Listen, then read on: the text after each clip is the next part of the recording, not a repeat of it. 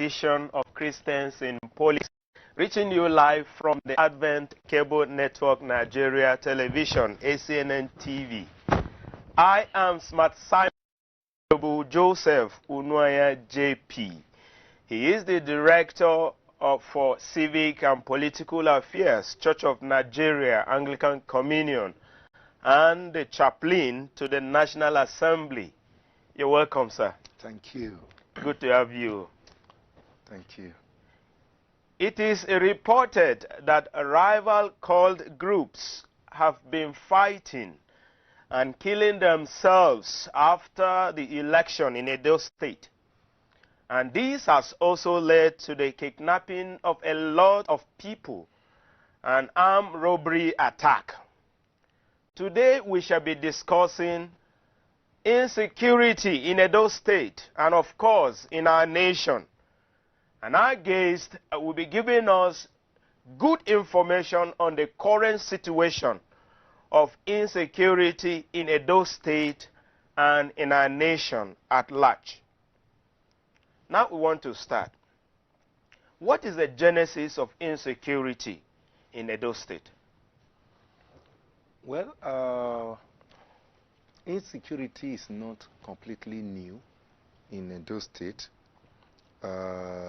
For students of history, yes, they can still remember people like Anini, the armed robber, the notorious armed robber that terrorized that very axis of this country and by extension the whole nation.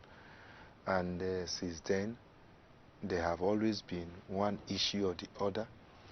We have always had this court clash, which you just referred to. It's just that what has been happening of recent is beyond what is expected.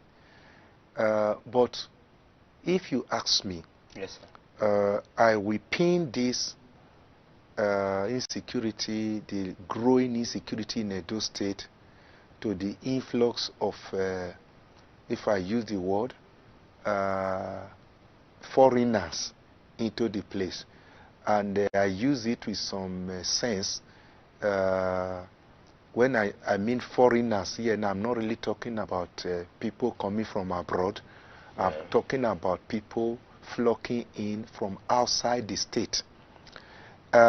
Few years back, this sudden surge of Fulani herdsmen moving into Edo State in numbers, taking over all the known bush around, whether along Benin, Ekpoma Uchi Road, Benin, Wari Road, Benin, Lagos Road axis. All this bush you see have been taken over by herdsmen, Fulani herdsmen, and since then, for almost about 5 years now, the number has been growing. But since that started, the issue of insecurity became something else in Edo State. People are being killed by the day, being maimed, women are being raped, and it's just by the day.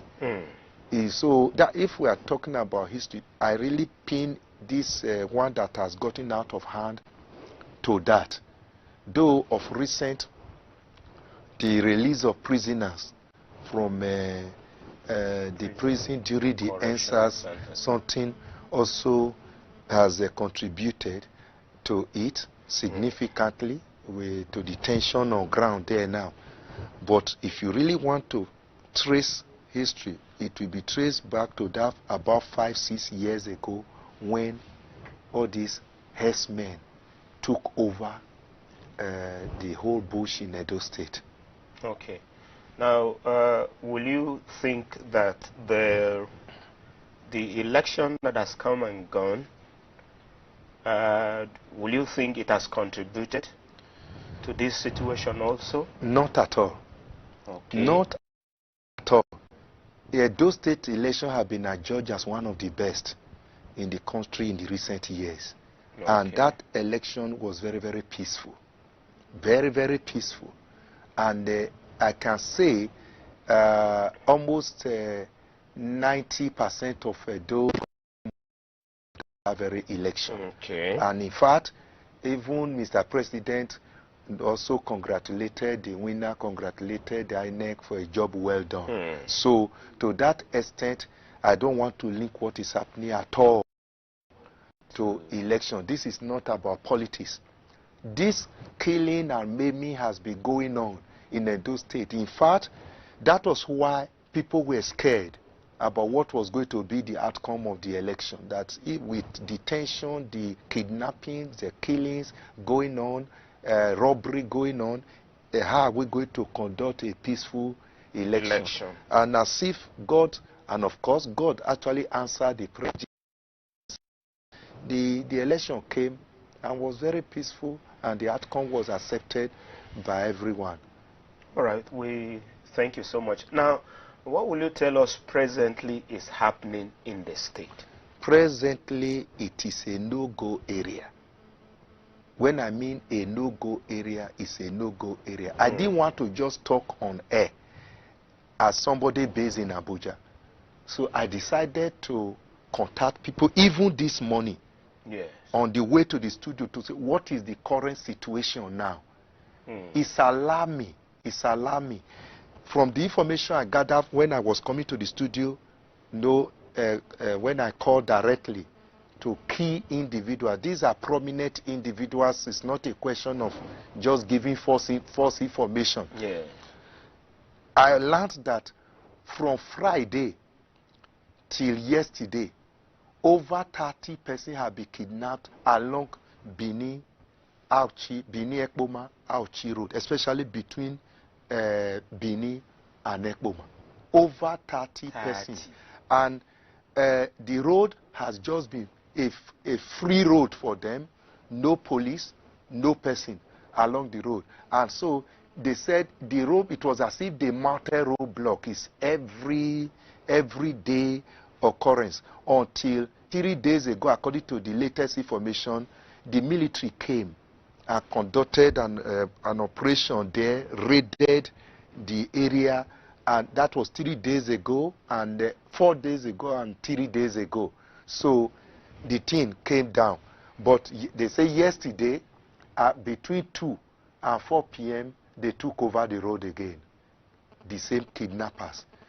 Then, on Friday, the chairman of Eastern Central Local Government, that is Iro Axis in Edo Central, was kidnapped. Luckily, the chairman has been released now. That same, I think, Friday or Saturday, the person that I spoke with is a pastor. And he said one of the church members was plying that very road, and they started firing at him and his vehicle. One of the persons that followed him on that very trip was killed. So then, about 3 weeks ago, 3 weeks ago, my own senior sister's husband, my in-law, he was coming after Sunday service. He went to his village in Uromi side for maybe a traditional wedding or something like that. On his way coming, between Ivwe and Iroa, center of that Eastern Central there, he ran into these people. They just, according to his account, they just jumped into the road, blocked the vehicle directly in his front, and opened fire on the vehicle as they were just shooting. So he now matched brake and tried to reverse. Then they opened fire on him. I have the photographs on my phone. You need to see bullets. And by the time they opened fire, one of the bullets got him on the left leg. He was very close to the ankle. So he's still on clutches now. That is the senior, the one who married my immediate senior sister, Mr. Emma Kadiri. He was very extremely lucky. The bullet passed through the leg. It did not touch the bone. It did not touch the vein. That's why he's able to even manage to walk with the leg now, which was still recovering. By the time he managed to reverse, people came out from the bush on the back side and aimed directly. If you see the vehicle, they aimed directly at the steering, and it's a miracle how he survived is a miracle. You must have been aware now that 4 or 5 days after that is incidents in Iroa, between Iroa and Ivwe, at Igweben side, which is part of the Edo Central, but on the axis where you follow from Edo Central to Agbo side, some of these hoodlums invaded one police station, killed 2 policemen, and carted away with all the weapons in their armory. So this is how it has been happening. I called my junior brother just now, Apostle Ijele Onwanya. He said it was a narrow escape for him 3 days ago along Sapele Road. That by 4 p.m. he was returning maybe from Warri side or so. He ran into them inside the town there. They just blocked the roads, no shooting and all. They had to. He was able to reverse to escape for his dear life. That is how it is happening on a daily basis, unabating. Then the people in Upper Sokoba area, that is the old road that leads from Benin Center to Abraka. That is a no-go area. You can't come out there. They are robbing from house to house, killing people, and that is where some of the robbers were also caught and set ablaze. That is circulating in the internet, because the people felt that they just have to react. Otherwise, this idea of you can't move out, people are just killing people, moving from is honestly completely out of hand. Completely out of hand. All right. Thank you so much. Now we have to look at the nation at large. Just a few days ago, the chairman of one of the political parties was kidnapped and was killed, and the body was returned and dumped very close to his house. You are also aware of the ABU students that were kidnapped, and just yesterday they came back again, kidnapped a lecturer, his wife and daughter. So there has been so many cases of insecurities in the country. Now, what is actually the causes of insecurity? Yesterday, they also had a minister's brother kidnapped in Kano. Yes. Just yesterday, you attribute all these insecurities. And you see here, northern lawmakers cry out to Buhari's chief of staff over insecurity and kidnapping. So it's just open the internet and you see every single kidnapping, this one is killed and all of that. The 3 or 4 days ago, the Minister for Police Affairs was making comment on Abuja Kaduna Road. Yes. The same thing. Exactly. So talking about the cause of insecurity, well, majorly the issue of unemployment cannot be swept under the carpet. Because an idle mind is the devil's workshop. And a hungry man is an angry man.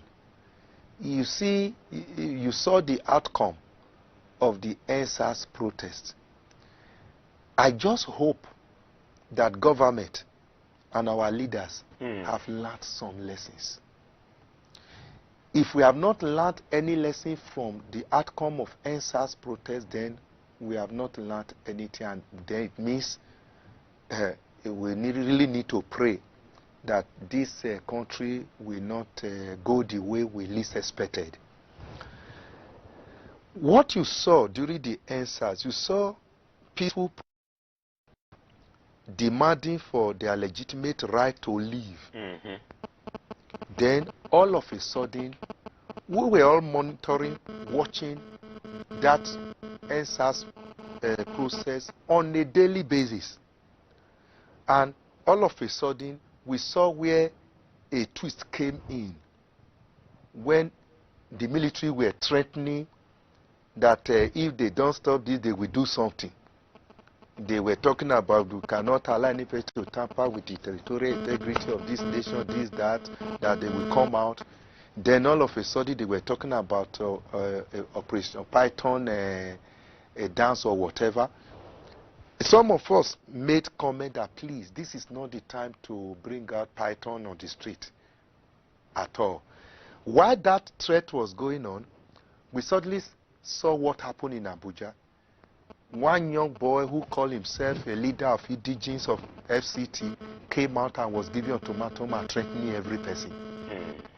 And the following day or thereabout, they came out and started burning vehicles in Apo.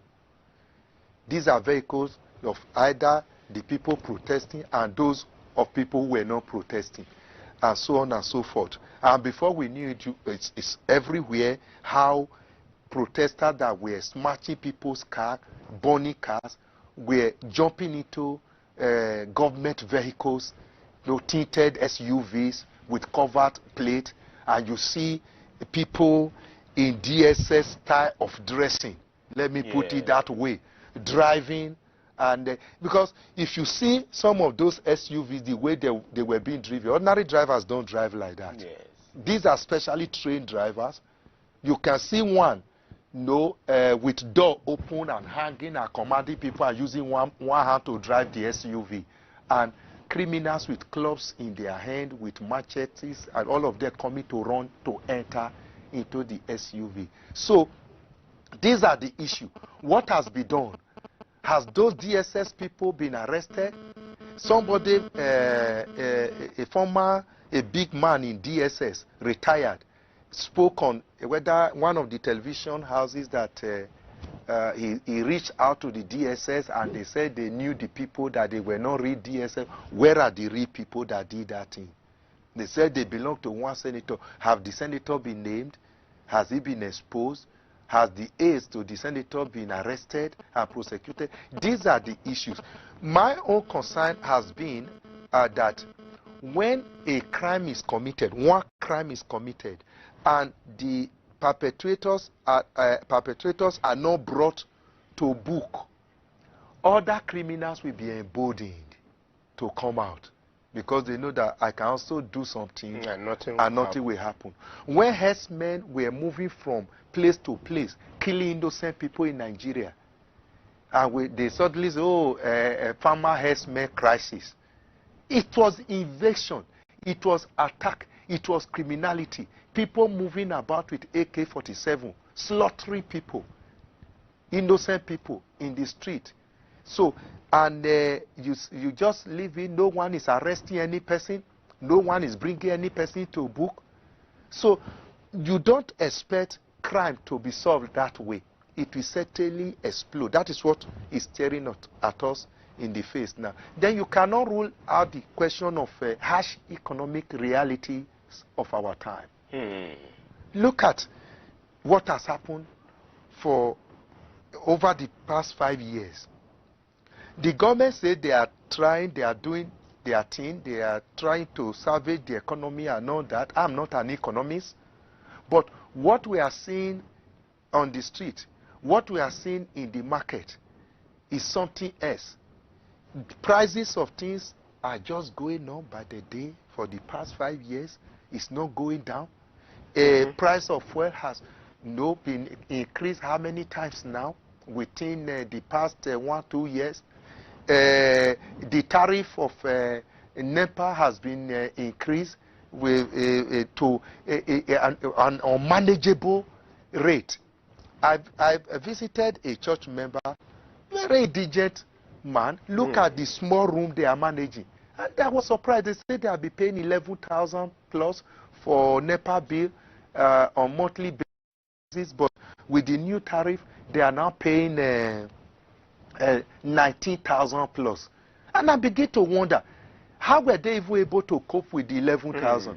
Are you telling them to just remain in darkness? Is that what we mean? Look, go to talking about energy. Because all these things have a way of impacting on people. Even us that are paying through the nose. Since the increase of the new tariff, do you know what we discovered? If we use 30,000 to buy before, it will give us about 1,100 and something units. But with the new tariff, 30,000 gives us 500 and just some few fraction, 500 units. And within 7 days, 6 days, it's gone. We are paid 30,000. That is just for the vicary session. Wow. Before we now go to the main church building. How many people are able to cope? Then compare that one with the minimum wage in the country.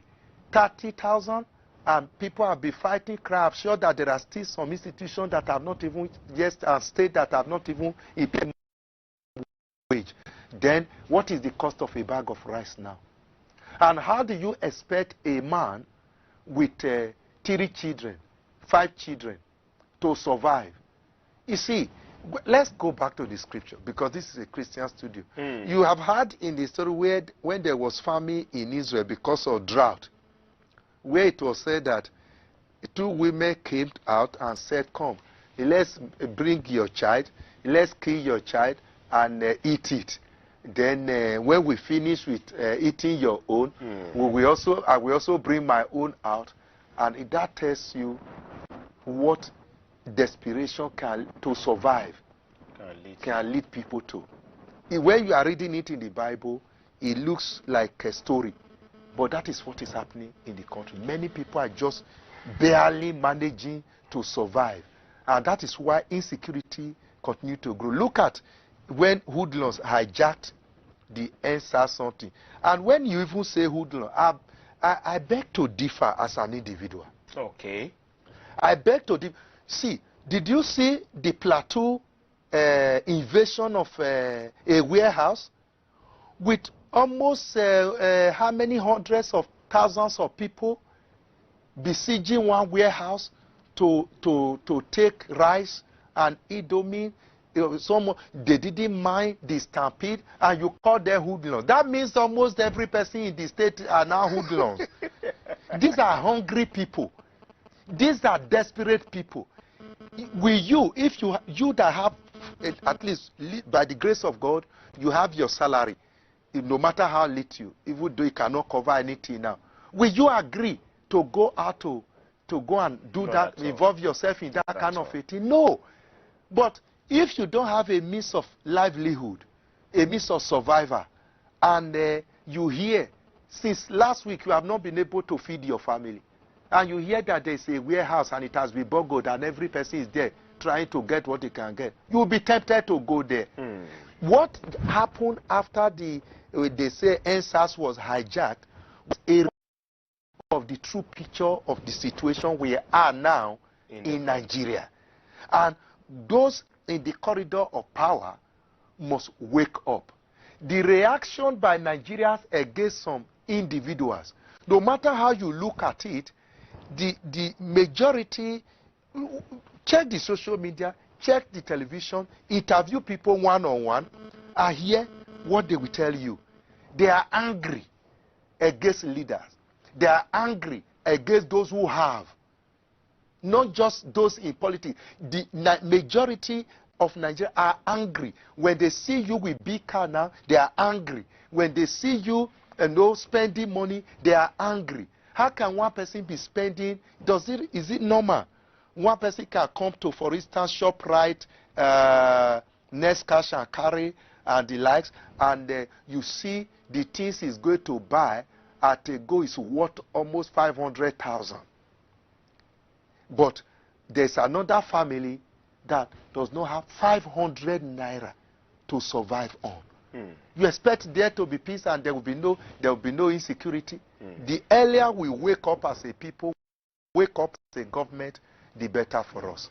Thank you so much. The earlier we wake up as a people and as a government, the better for us. And we'll leave it there. We'll go on a short break, and when we return, we will continue with our discussion.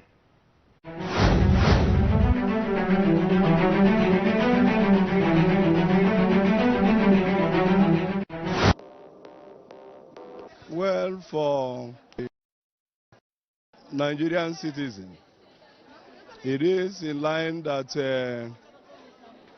the government should provide security, protection of lives and property for those who dwell therein in the nation. But with the situation on ground, we can see that there is a lot of trampling of people, and rights are also being trampled upon, and particularly the one that has to do with inalienable rights of the citizen. One of the first duties of any government, any governor, is to provide security. Everybody should take responsibility, but the government should try and provide security for us as citizens.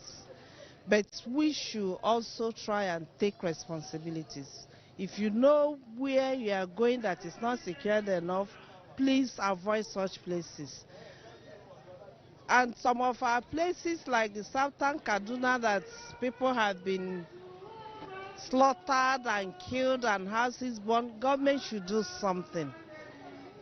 The military should try as much as possible to provide security for them, and not just saying that we've done this, we've done that. The soldiers should be on ground to make sure that the lives and properties of people are secured. Is it not therefore government's duty to provide justice for all people? If they are criminals, shouldn't government arrest criminals and protect the innocent? If it is an issue of people taking vengeance, shouldn't government mediate and bring peace amongst its people?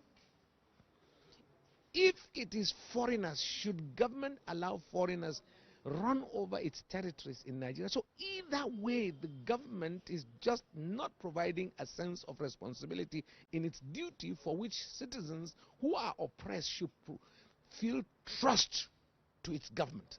I think our government is choosing a dangerous path for the future, because a day is coming, and it won't be long, when people who feel aggrieved will also take vengeance. Because the irresponsibility of government does not excuse people from taking their grievances to the highest level. The duty of government is to provide justice for all people. If criminals have sneaked into the Fulani and are causing havoc, to arrest criminals, to bring criminals to justice.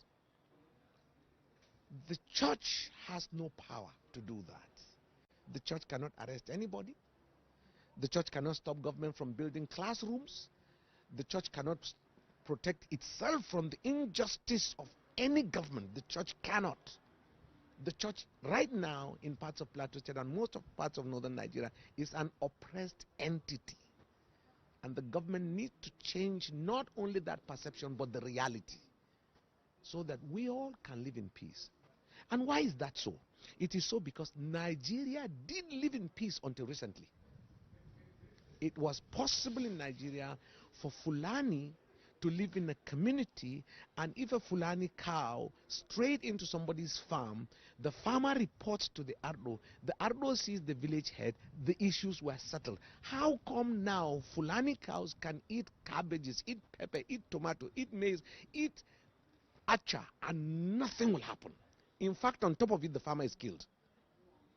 And you call it farmer-herder clashes? There's no bigger lie than that. It is government that's refusing to take responsibility and either covertly or inadvertently are supporting the killing of innocent citizens. It's not healthy for any nation. Fighting insecurity is everybody's business. Like we said, often said, security is everybody's business.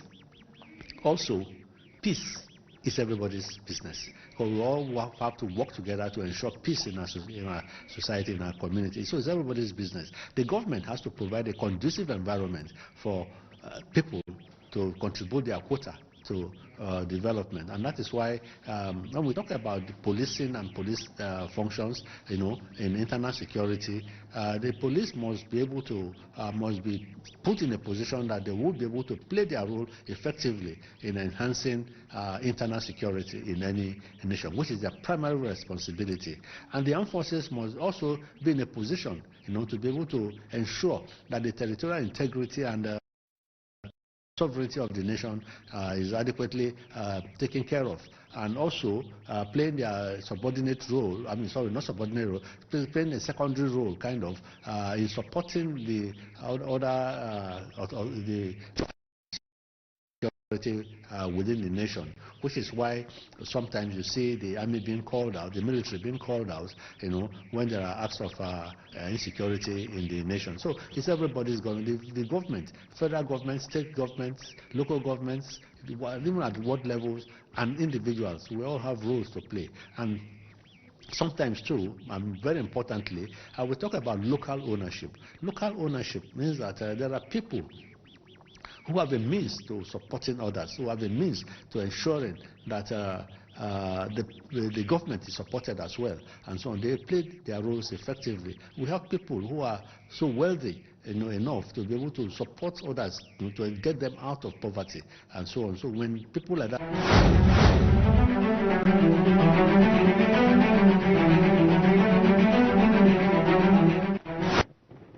Viewers, thank you so much for staying tuned.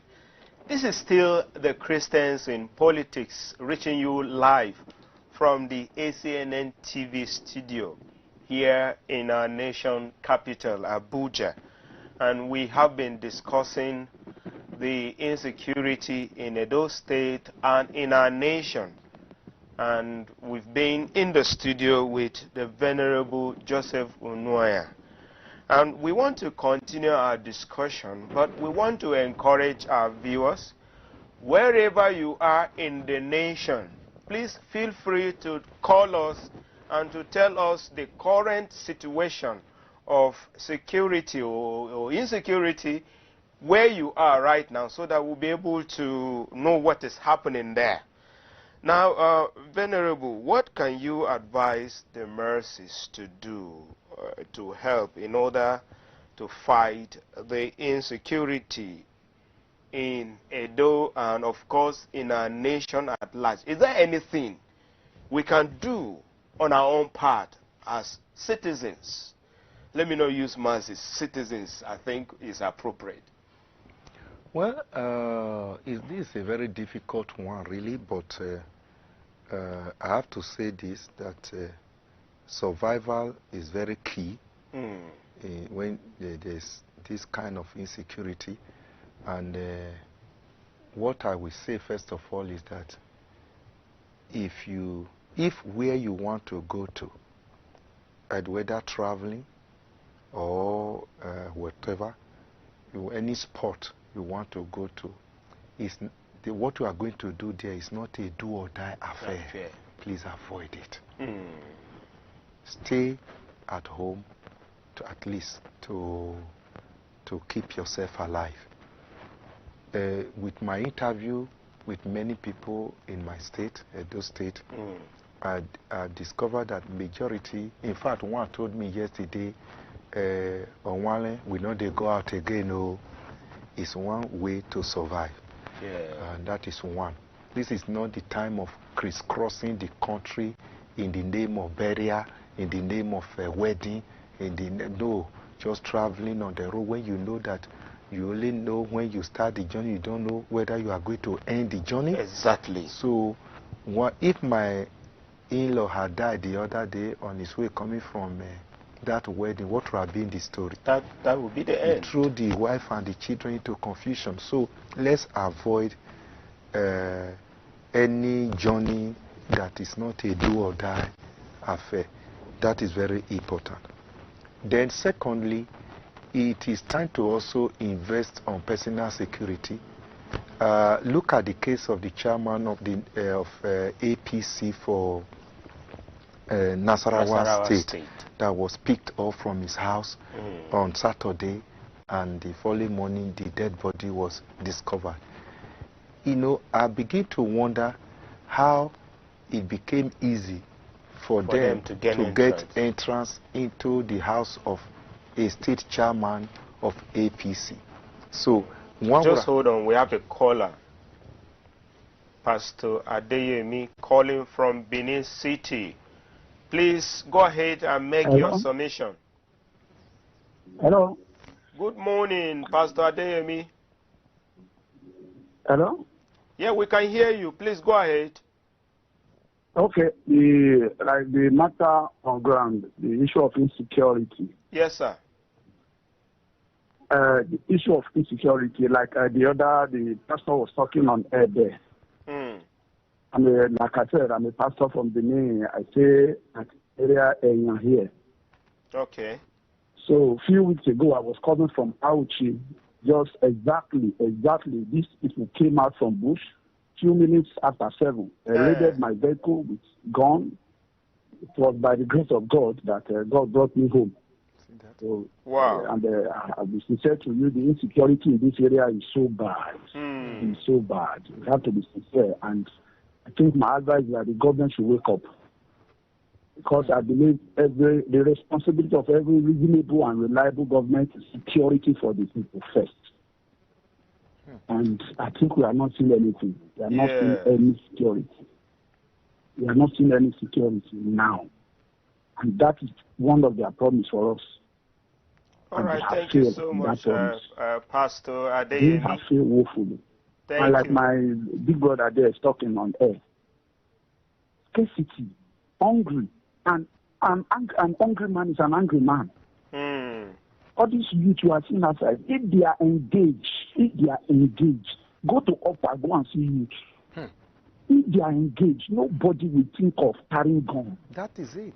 If they are being paid like 30, 40, you know that at the end of the month, I will get 40,000 as salary. If anybody come and tell you, let's go and do this, they will think about the disadvantage DSS. Yes. He will not do it. All he will right. not do it. All right. Thank you so much. Thank you. The poor man children, they are not taken care of today. That they are putting in the street, there will be problem to their own children in future. Those their children, they are training abroad. They are sending school. They will not come and join the peace in Nigeria if Nigeria is destroyed. So I think they should wake up. Our government should wake up. Our leaders should wake up. All right. Thank you Even so those much. that have money now, they are afraid to establish. That's okay. Thank you so much. You have made your submission. And we thank God for his survivor. Thank you so much. We thank God that you survived that incident. So this is one example out of many confirming what is happening in Edo State. Thank you so much for your submission. And this is to tell us that what we are saying here is not just theory. These are the things that is happening. These are realities on ground. And we've heard it from Pastor Adeyemi. Yeah. Now, let's quickly continue, sir. Yeah. Now, I was talking before the call came in about trying to take responsibility for your own security. Yes. And by so doing, I've talked about avoiding unnecessary movement, unnecessary traveling. This is not the time to be outside in the night. You have, though some of these things also happening in the daytime. Most of it's happening in the daytime, but it's more in the night. Yes, so exactly. There's need for us to try to secure our own environment, secure your building. Until I had an experience last year, I did not even know that the vicarage and the place I was living in was not that secured. It was after a kidnap attempt, September 22nd or so last year, that my eyes suddenly became open that, wow, it means somebody could have been able to break this my door and enter my house within less than 5 minutes. And since then, the church has invested heavily on protecting the vicarage and the offices and everywhere in that very place. Everyone should make effort to put such arrangement in place, because everyone cannot have a policeman to secure. In fact, with what is happening, policemen are not even spared too.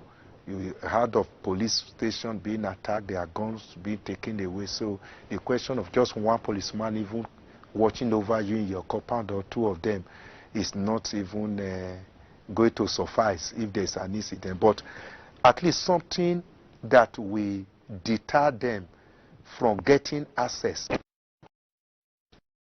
For some time, if there's going to be any response from the security agency, at least there should be something to delay them from gaining access easily to you. Something should be done along that line.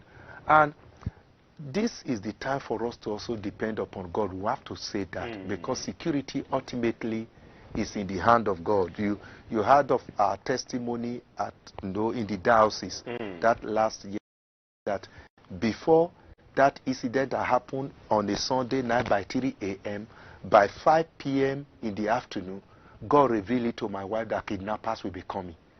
And we joined her to pray that they will not see us and they will not succeed. And that was what happened. So this is time for people to also take God serious, take prayer serious, take church serious, and pray for security of their lives and security of our country. Everybody should do whatever it takes to protect his environment in such a way that if they come, at least something will delay them before the security agencies will respond. What will you say about the poor who might not be able to afford all these things? Some of them live in a ghetto or slum. What should we do? What should they do? Well, I think the issue of community policing will come up here again, because when you talk about vigilante groups and all that, is fall within the purview of community policing. And what I will recommend is that government should be realistic in handling some of these matters. We should be able to organize our people into security group, surveillance group, and license gone for them. License gone for them. Because the issue of putting gun in the hands of individuals, people are scared because they feel that these guns could be misused. But I tell you, if you organize people well into groups, vigilante group, and these guns are properly monitored and controlled, at least the people that are on duty are known, the guns are properly handed over to them, they sign for it. When they finish their work in the morning, they hand it over to the appropriate leaders of that vigilante group, and all that.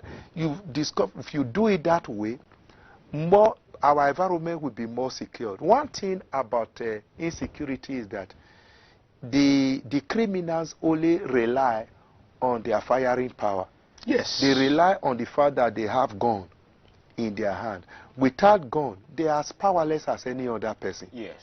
So this idea of leaving a whole community porous, then 2, 3, 4, 5 persons, 6 persons will just come in armed and begin to kill freely, maim people, and just go away like that, I feel it's not the best. And with our population and the vast land covered by this very country, when are we going to really have enough regular police to police the whole country properly?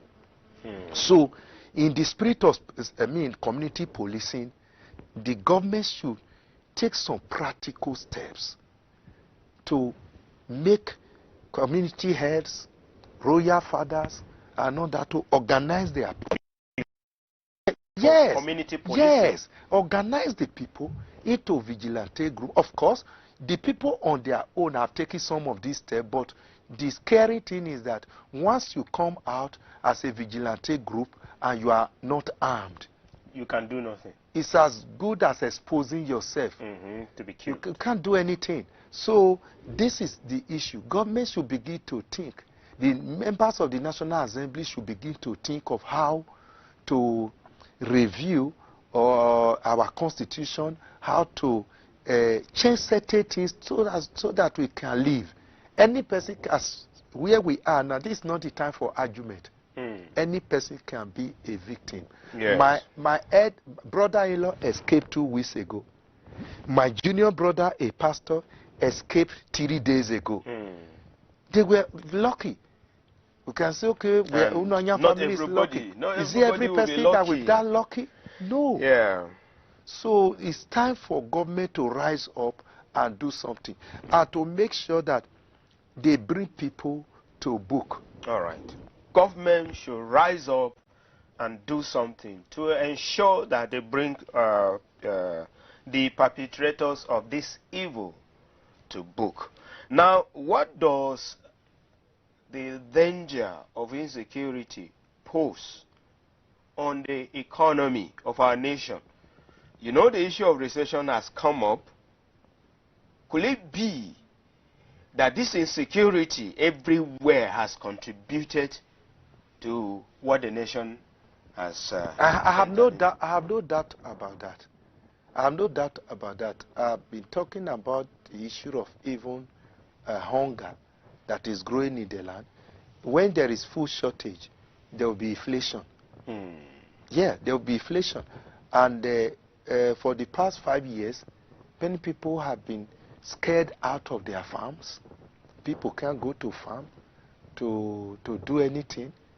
The government says one of the cardinal goals of this administration is to improve on agriculture. They encourage the youth to go to farm, but you can't go to farm because of insecurity.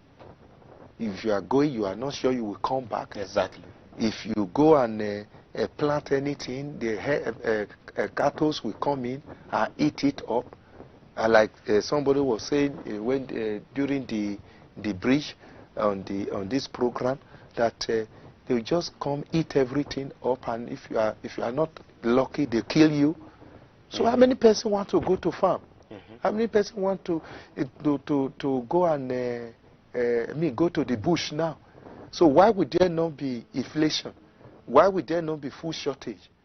So these are the issues. And when you talk about recession, really,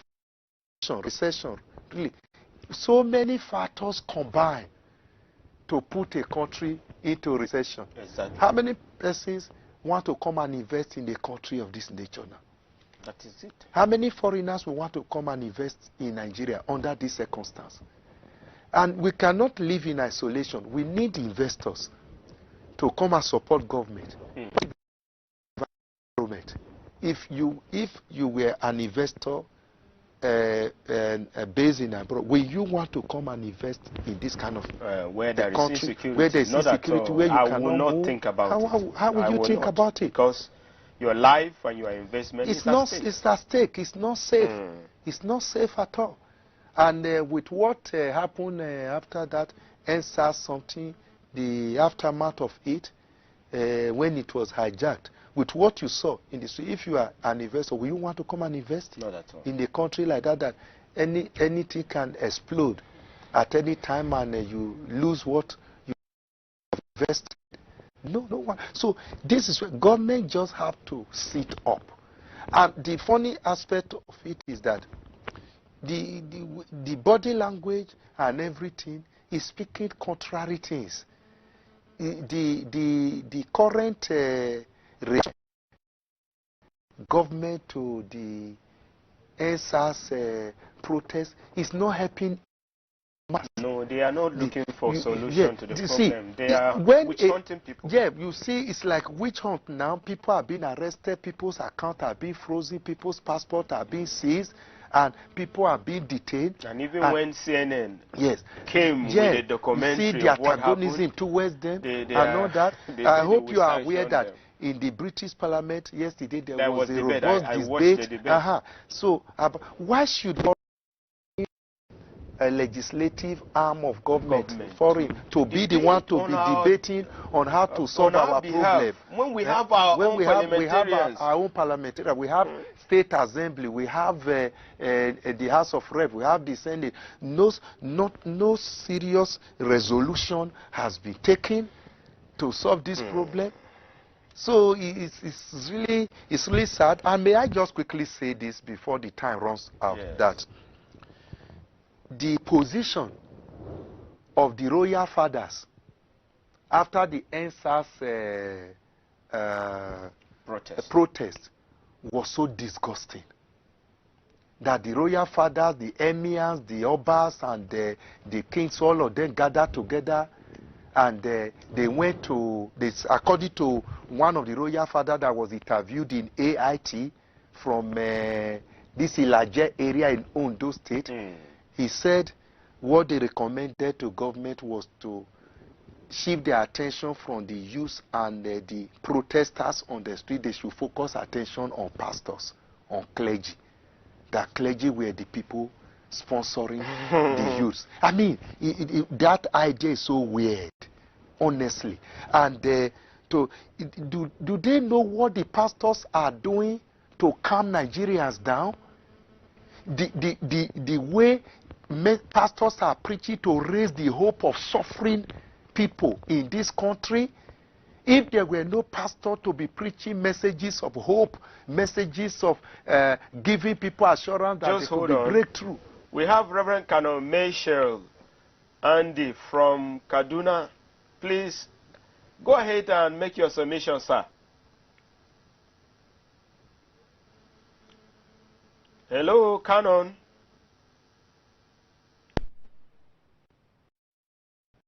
Hello? We can't hear you.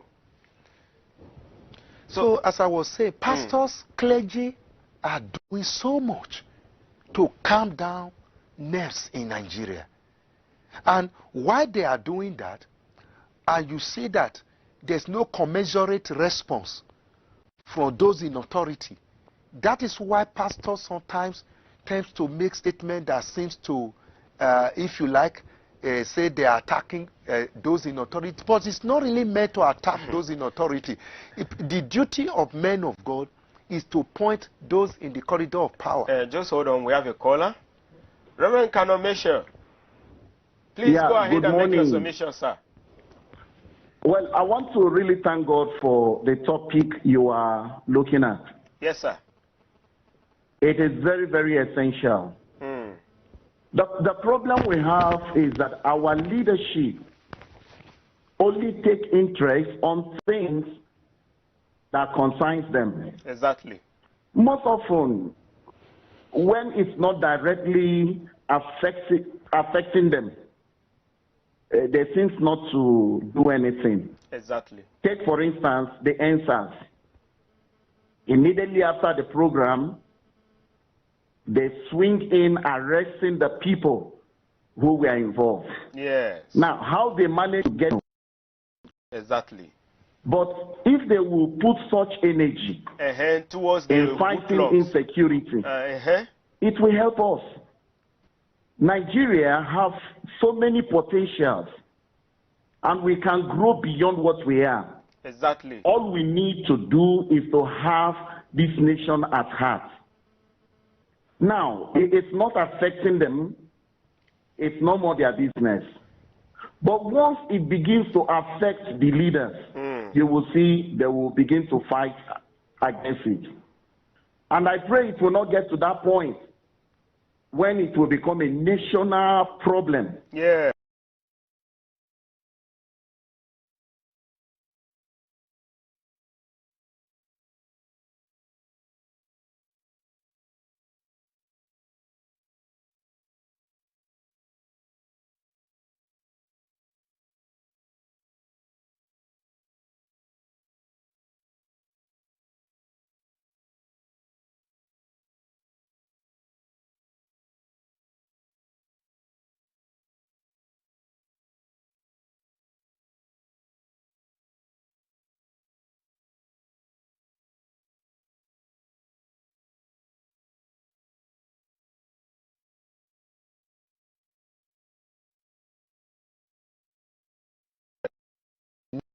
to wake up.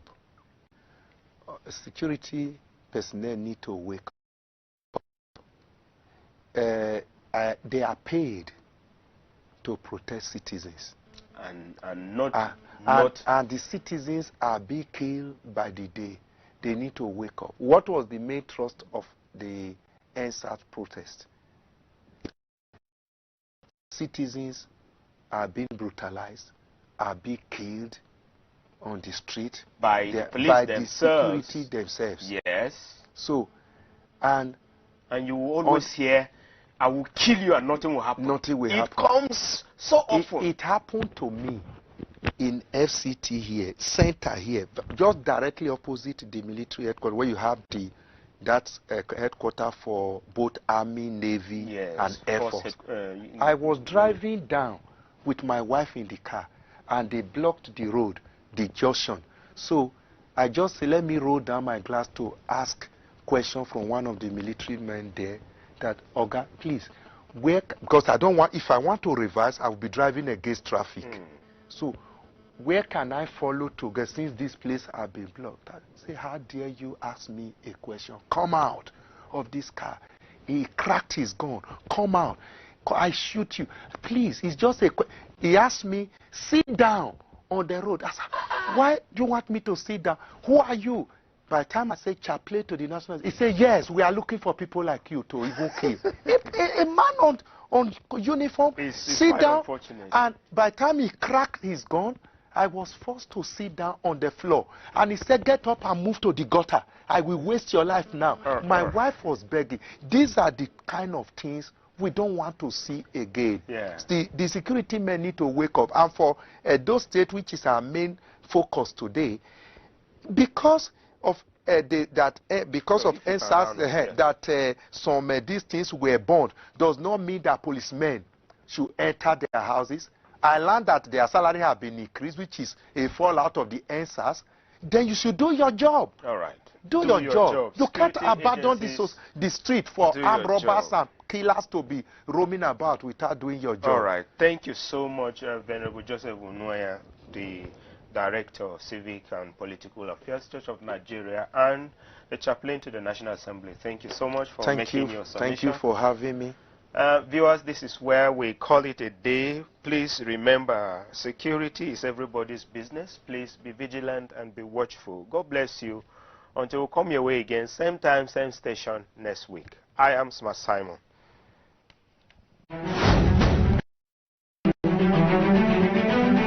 The views and opinions expressed on this program are those of the guests and viewers, and does not necessarily reflect the views and opinions of the Advent Cable Network Nigeria, ACNN TV.